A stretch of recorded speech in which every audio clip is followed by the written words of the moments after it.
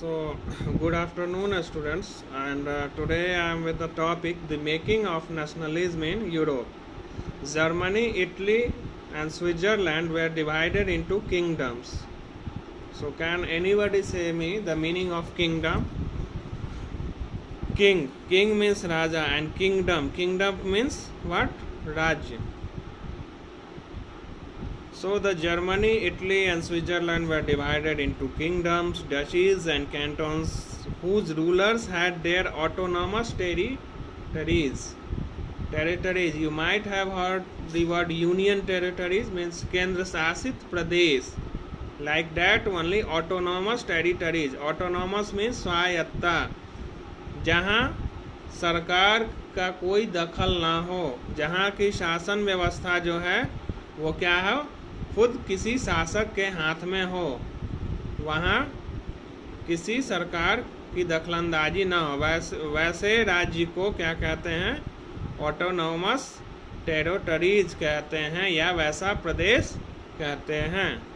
यहाँ तो कोई दिक्कत है आप लोगों को समझने में? If you have any problem you can just ask me, or you can just WhatsApp in school WhatsApp group.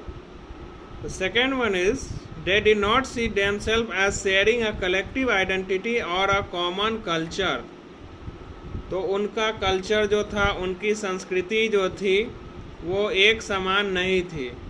जब भी वो भिन्न भिन्न प्रांत से हुए तो जाहिर सी बात है कि वो अलग अलग होगी। जैसे कि अब इसको ऐसे समझिए कि मान लीजिए आप दरभंगा में रहते हो, तो दरभंगा की बोली क्या है? मैथिली है। फिर आप सिवान जाओगे तो उसकी बोली क्या हो जाएगी? भोजपुरी हो जाएगी। तो ठीक उसी प्रकार से कि जितने राज्य उतनी भाषाएं और उतनी संस्कृति।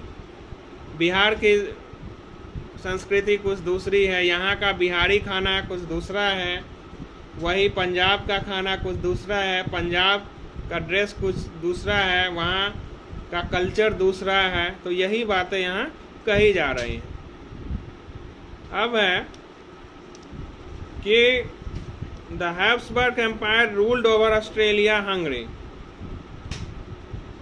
तो हंगरी में जो है किसका शासन था? तो हैब्सबर्ग नामक सम्राट का।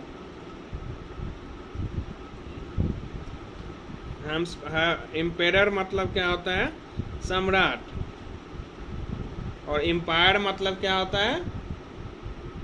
साम्राज्य।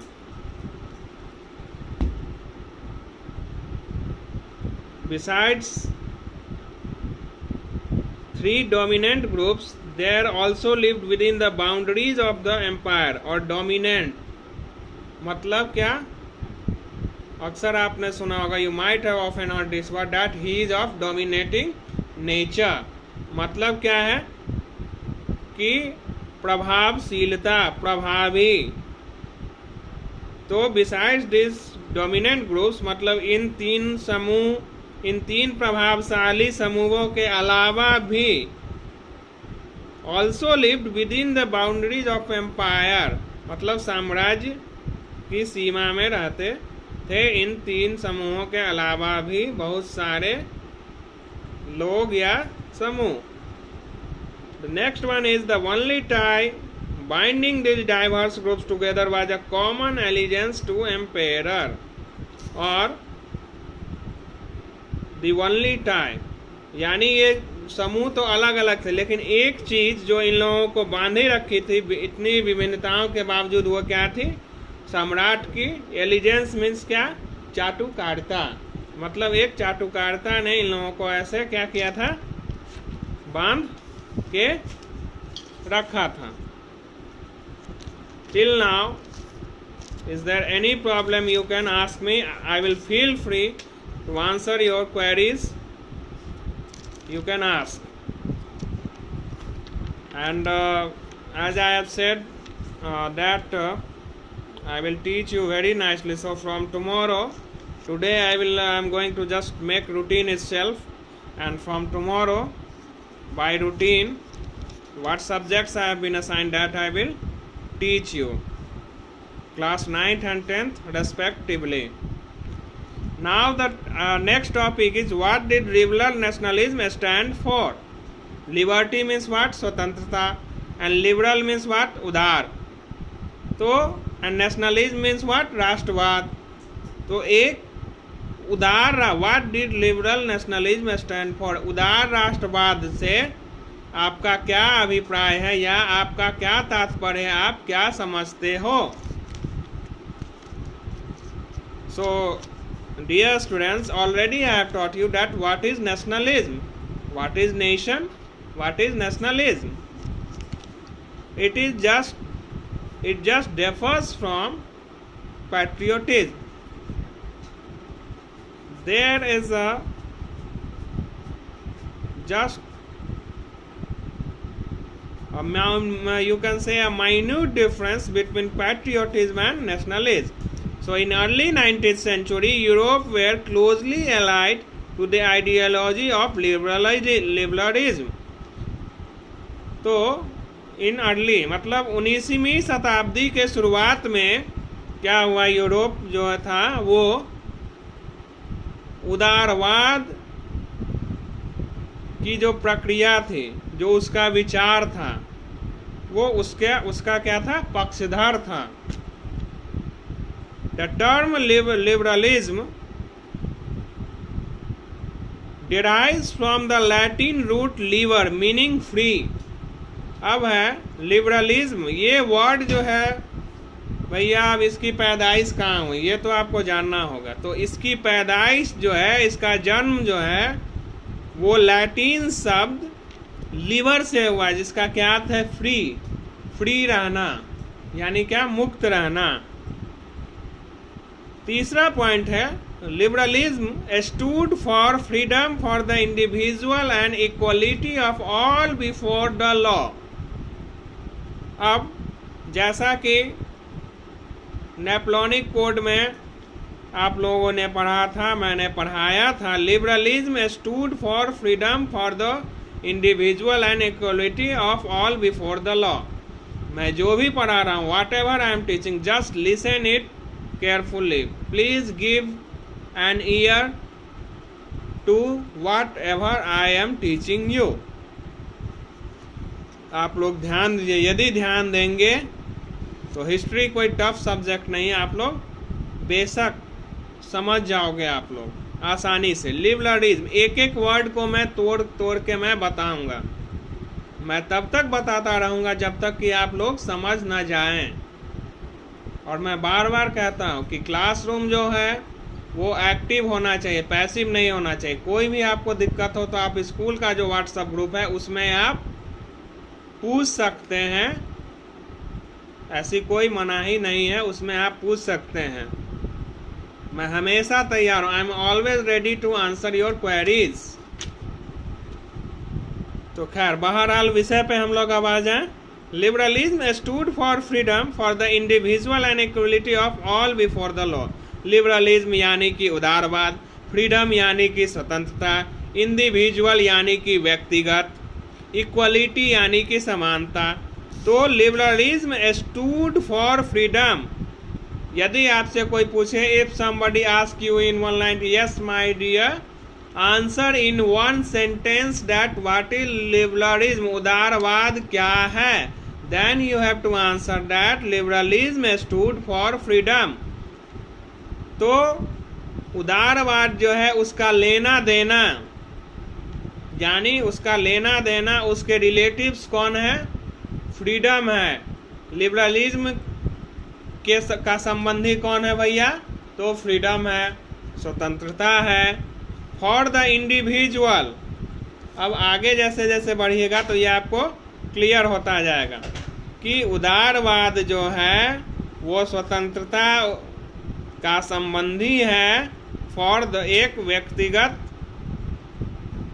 आदमी के लिए, एंड इक्वलिटी ऑफ ऑल, और समानता सब के लिए. तो सिंपली कह सकते हैं कि उदारवाद जो है वो स्वतंत्रता के लिए खड़ा होता है, व्यक्तिगत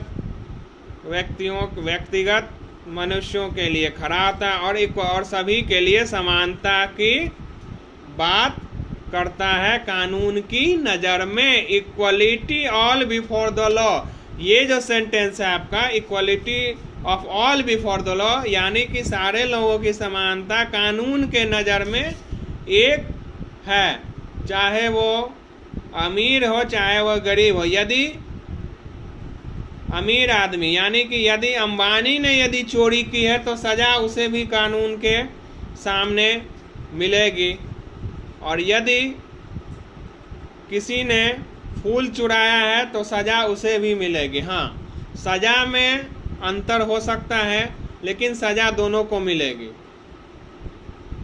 ऐसा नहीं है कि धीरू भाई अंबानी या मुकेश अंबानी अमीर आदमी हैं तो उन्हें सज़ा नहीं मिलेगी, ऐसा कतई नहीं है। और एक फूल वाले ने चोरी की तो उसे सज़ा नहीं मिलेगी या मिलेगी, ऐसा कुछ नहीं है। कानून की नज़र में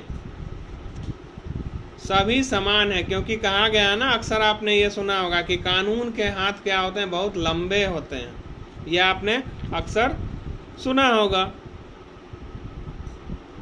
अब आते हैं नेक्स्ट पॉइंट पे। Now moving further, it emphasize the concept the government by consent.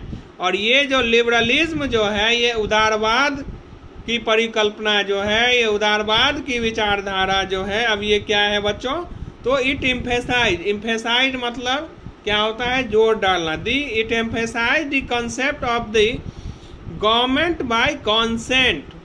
Concept मतलब विचारधारा। तो ये उदारवाद की विचारधारा जो है,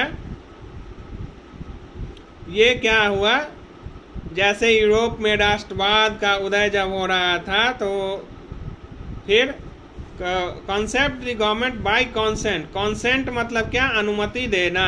तो ये इस उदारवाद की विचारधारा को आने वाली सरकारों ने क्या किया, मान्यता दी या उसे माना। अब है fifth, a constitution and represent a live government through parliament. अब ये उदारवाद की बात जो है ये तो आप लोग समझ गए, लेकिन अ कॉन्स्टिट्यूशन मतलब संविधान, एंड रिप्रेजेंटेटिव गवर्नमेंट, रिप्रेजेंटेटिव मतलब प्रतिनिधि और गवर्नमेंट मतलब सरकार। तो एक, अब ये जो एक संविधान की बात होने लगी, फिर एक प्रतिनिधि सरकार की बात होने लगी, तो अब जाहिर सी बात है ना कि इसके लिए तो कुछ बनाना होगा। अब मुझे घर में रहना है तो मुझे तो घर बनाना होगा ना, उसका ढांचा तो बनाना होगा, मुझे बालू लाना होगा, मुझे सीमेंट लाना होगा। और उसमें ऐसा तो नहीं कि बालू मैंने ला दिया, सीमेंट मैंने ला दिया तो घर बन गया। फिर मुझे उसके लिए लेबर चाहिए, फिर राजमिस्त्री चाहिए, तभी जाके वो मकान बन पाएगा। तो ये कहने का मतलब, ये जो पार्लियामेंट रूपी जो मकान है, जिसे हम हिंदी में संसद कहते हैं, ये मकान भैया हो तो तैयार कैसे हो? ये ऐसा तो है नहीं कि बिल्डिंग बना दिया तो बस ये तैयार हो गया, ऐसी तो कोई बात है नहीं। तो उसके लिए, किसी भी देश को चलाने के लिए कुछ नियम कानून की ज़रूरत होती है। तो आप लोगों ने नाम सुना होगा बाबा साहेब भीमराव अंबेडकर का।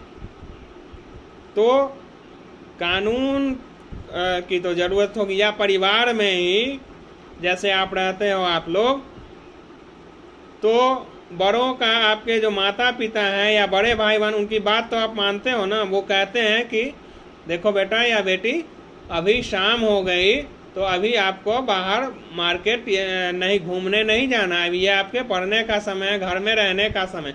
तो एक नियम कानून, यानी पिताजी क्या हो गए, घर के आपके मुखिया हो गए, तो उनके हिसाब से आपको चलना है। उन्होंने जो कानून बनाया है उस हिसाब से एक घर का कानून है कि हाँ, इतने बजे से इतने बजे तक तुम्हें खाना है, इतने बजे से इतने बजे तक तुम्हें पढ़ना है, इतने बजे से इतने बजे तक तुम्हें घूमना है। कहने का मतलब ये है कि एक दिनचर्या आपके पिताजी ने फिक्स कर दी है, तो उसके हिसाब से आप चल रहे हैं। तो ठीक उसी तरह ये जो संसद रूपी जो मकान है भैया, ये कैसे खड़ा हो, तो इसके लिए संविधान रूपी हमें पिलर चाहिए, और रिप्रेजेंटेटिव और एक प्रतिनिधि सरकार भी चाहिए, वैसी सरकार चाहिए जो कि जनता के द्वारा चुन के आनी चाहिए, जो कि जनता के दुख दर्द को समझ सके। तानाशाही सरकार, डेस्पोटिज्म जो मैंने पढ़ाया था एक word, if you remember, then a term came despotism. What is the meaning of despotism? Just you tell it that what is the meaning of it. Okay. तो डेस्पोटिज्म मतलब क्या? तानाशाही। तो वो अब तानाशाही वाला रवैया जो है वो क्या होता जा रहा था, वो खत्म होता जा रहा था, उसका यूरोप में खात्मा होता जा रहा था। अब आती है बात, the right to vote and to get elected was general exclusively to property owning man. अब राइट टू वोट, तो वयस्क मताधिकार का अधिकार, ये जो मत देने का अधिकार है, भारत में भी, भारत क्या है? सबसे बड़ा लोकतांत्रिक देश है। India is the largest democratic country of the world. Bharat क्या है? पूरे विश्व में सबसे बड़ा लोकतंत्रात्मक देश है। तो फिर क्या हुआ? धीरे धीरे इसमें वोट देने का अधिकार होने लगा, फिर चुनाव होने लगा, चुनाव से चुन के प्रतिनिधि आने लगे, फिर वो अपना शासन चलाने लगे। तो ये जो शासन चलाना हुआ, क्या ये किसी किंगडम के द्वारा चलाया गया? क्या किसी राजा ने चलाया? नहीं, बिल्कुल नहीं, ये जनता ने चलाया। तो और वैसे भी लोकतंत्र के बारे में क्या कहा गया है? लोकतंत्र जो है वो जनता के लिए है, जनता का है और जनता के लिए है। Man without property and all man were excluded from political right. और वैसे अब यूरोप की बात हो रही है, तो वैसे व्यक्ति, वैसे आदमी जिनके पास कोई संपत्ति नहीं थी, और वैसी महिलाएं जिनके पास कोई संपत्ति नहीं थे, उनको क्या किया गया? पॉलिटिकल राइट्स यानी राजनीतिक अधिकार में जो है उनको शामिल नहीं किया गया। A man without property and all women were excluded, यानी कि उनको अलग रखा गया, उनको जो है ये अधिकार नहीं दिया गया। So now if you have any problem, you can simply just ask me. I will feel free to answer your queries. कोई भी दिक्कत हो, परेशानी हो, तो आप मुझे कह सकते हैं। और क्लास जो है आप लोगों की प्रॉपरली वो कल से चलेगी, रूटीन वाइज चलेगी। आज मैं रूटीन बना लूँगा। Today I will just make routine. So for now, thank you.